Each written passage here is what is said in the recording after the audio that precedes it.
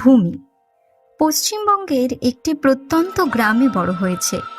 ছোটবেলা থেকেই সে একটু আলাদা ছিল, চুপচাপ, ভাবুক আর প্রকৃতিপ্রেমী। খেলার মাঠে সবাই যখন দৌড়ঝাঁপ করত, ভূমি তখন মাটির গন্ধ শুঁকত, ঘাসের ফাঁকে ফড়িং ধরত আর গাছেদের কান পাতত।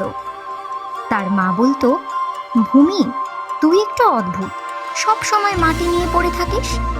ভূমি হাসত। সে কাউকে বোঝাতে পারত না যে সে মাটির শব্দ শুনতে পায়। মাটির মধ্যে লুকিয়ে থাকা প্রাণীর স্পন্দন, ক্ষোভ, আনন্দ সব যেন তার হৃদয়ে ধরা পড়ে। একদিন গ্রামে খবর এলো, বড় একটা কোম্পানি গ্রামের পাশের বিস্তীর্ণ সবুজ জমি কিনে সেখানে কারখানা করবে। গ্রামের বেশিরভাগ মানুষ খুশি হলো, চাকরি হবে, উন্নয়ন হবে বলল তারা।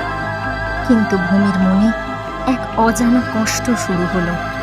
সে গেল সেই জমিতে, ঘাসে বসে কান পাতল মাটির ওপরে। স্পষ্ট শুনল মাটি কাঁদছে, গভীর শোকে, ব্যথায়।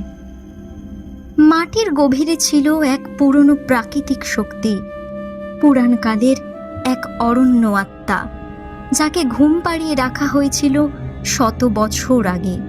যদি সেই জমিতে খোঁড়াখুড়ি হয়, তবে জেগে উঠবে সেই আত্মা, আর তার রোষে গ্রাম শুধু নয়, গোটা এলাকা ধ্বংস হয়ে যেতে পারে। ভূমি ছুটে গেল গ্রামের পঞ্চায়েতের কাছে। সবাই তাকে পাগল বলল, হাসল, ব্যঙ্গ করল। কিন্তু কিছু মানুষের মন টলল।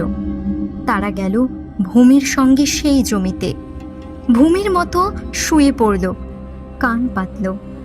তারা কিছু শুনতে পেল না, কিন্তু ভূমির চোখে তারা এমন কিছু দেখল, ভয় আর মমতার এমন সংমিশ্রণ, যা কেবল সত্যি অনুভব থেকেই আসে। শেষমেশ গ্রামের এক প্রবীণ লোক দাঁড়ালো ভূমির পাশে।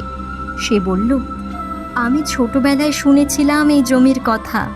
ভূমি যা বলছে তার মধ্যে সত্যি কিছু আছে। চাপের মুখে কোম্পানি পিছু হটল। গ্রামবাসীরা মিলে সেখানে একটা উদ্যান বানালো, একটা জীবন্ত প্রকৃতির জায়গা।